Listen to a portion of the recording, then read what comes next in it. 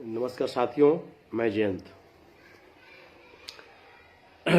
आज फिर से मैं एक बार अपने वीडियो के माध्यम से अपने तमाम नियोजित शिक्षक साथी जो लगातार हमारी वीडियो को शेयर कर रहे हैं, अपने साथियों के पास भेज रहे हैं, बेल आइकन दबाकर चैनल को सब्सक्राइब कर रहे हैं, इससे एक बहुत बड़ी उपलब्धि जो प्राप्त हो रही है कि लगातार शिक्षक एक कड़ी में जुड़ते जा रहे हैं और हम अपने 20 वर्ष का जो हमारा संकल्प था कहीं न कहीं उसको मजबूत करने में, उसको उस संकल्प को पूरा करने में, अपने आप में दृढ़ संकल्प लेने में निश्चित रूप से सफल हो रहे हैं। तो चलिए आज फिर जिस प्रकार से आप लोग मेहनत कर रहे हैं, इस वीडियो को भी लगातार अधिक से अधिक शेयर करें, अधिक से अधिक लाइक करें और कमेंट बॉक्स में आकर के अपनी प्रतिक्रिया को भी जरूर से जरूर लिखने का काम करें।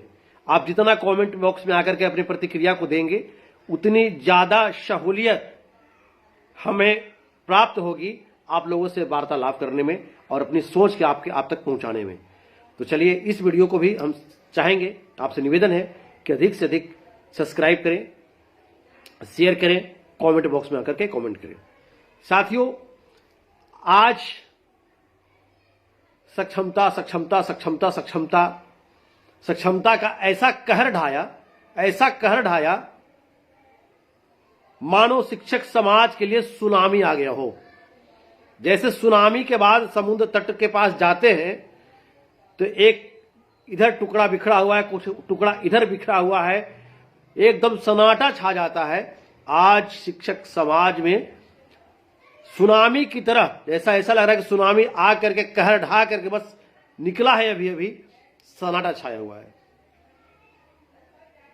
सक्षमता देने वाले भी सर्टिफिकेट, नियुक्ति पत्र, सहमति पत्र लेकर के मायूस हैं, रो रहे हैं। इस पर कोई लोग अभी जो नेतृत्व करता, जो नेतागण हैं, जो सक्षमता वालों को ललकार करके दिलवाने काम किए हैं, वो निश्चित रूप से कमेंट बॉक्स में ऐसा शब्द लिखते हैं कि आपको कौन रोका है, आप भी दे दीजिए। सक्षमता देके गलती क्या किए? तो भाई सक्षमता देके जो गलती जो किए है ना, वो अभी पता नहीं चलेगा। जब आग लगता है उसी समय यदि पानी बरस जाए तो आग लगे ही नहीं। अभी तो आग लगी है, पानी बरसने का इंतजार कीजिए, बस बहुत जल्द बादल बन रहा है, ऐसा बरसेगा कि आपको पता नहीं चलेगा। बस अपने उस दिन को देखिए। अब रही, बहुत से सारे साथी सवाल कर रहे हैं कि सक्षमता 3 का भी आयोजन किया गया है, उसका क्या करना है। तो भाई हम बार बार बता रहे हैं, हम विरोध किसी का न कर रहे हैं। हम जो सही है उसको सही बोल रहे हैं, जो गलत है उसको गलत बोल रहे हैं।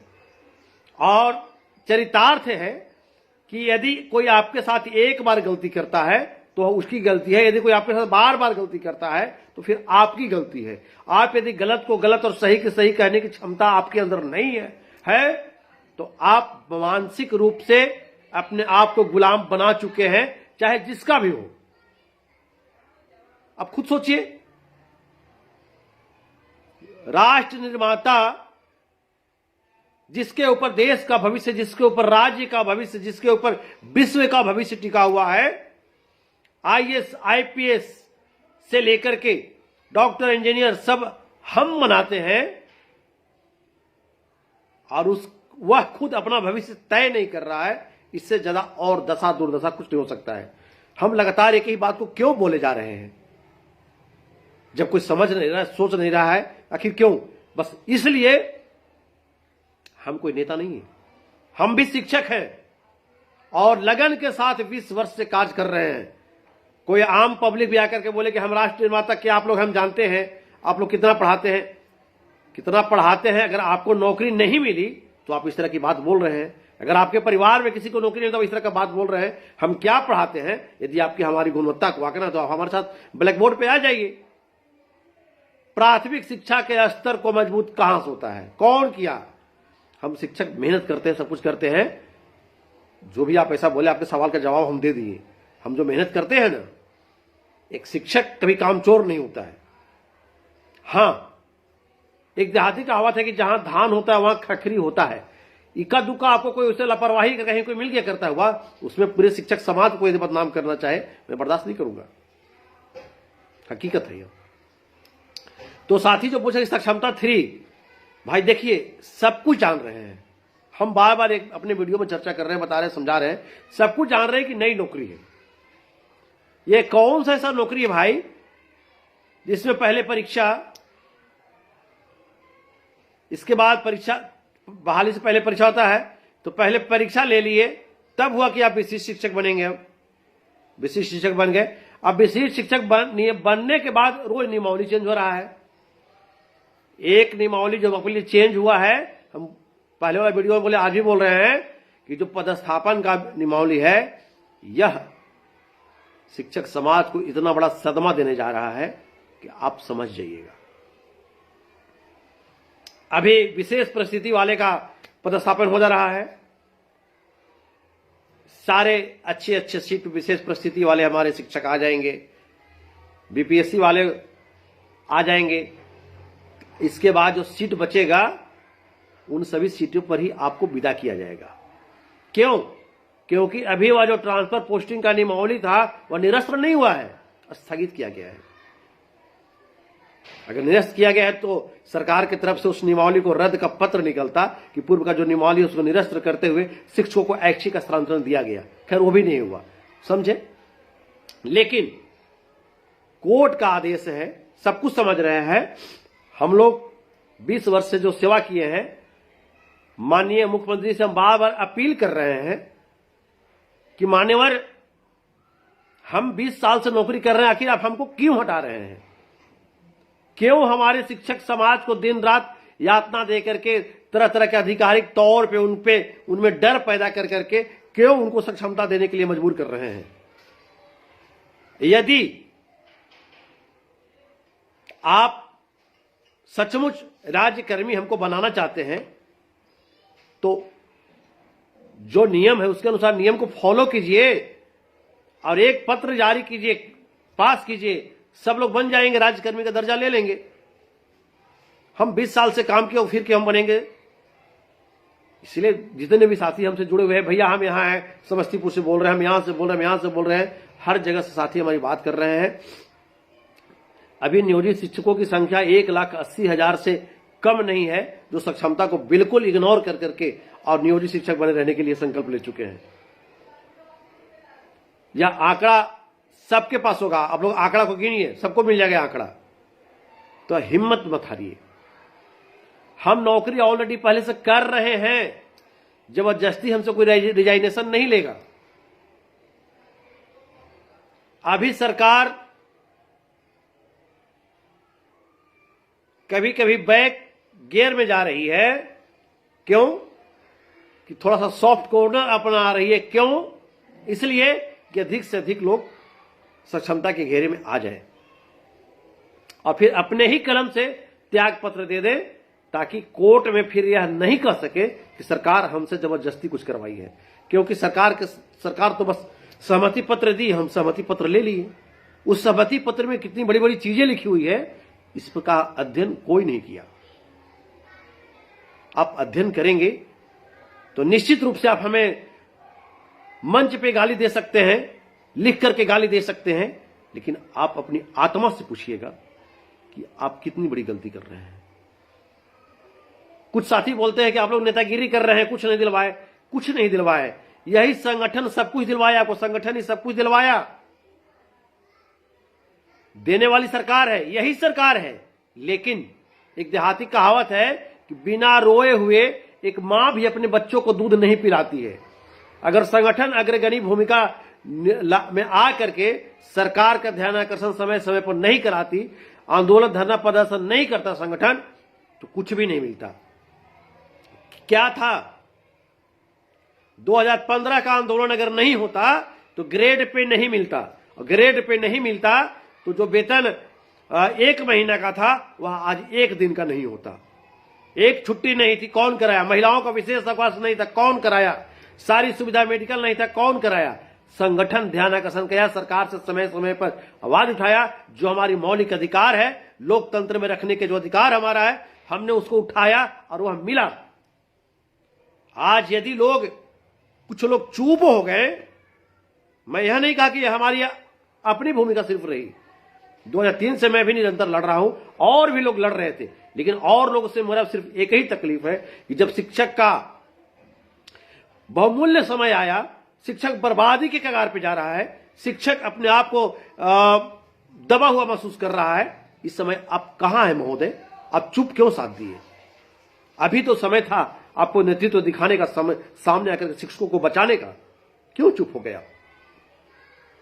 सरकार, बिहार सरकार से मेरी एक ही दरख्वास्त है कि आखिर राष्ट्र निर्माता शिक्षक के साथ इतना परेशानी क्यों?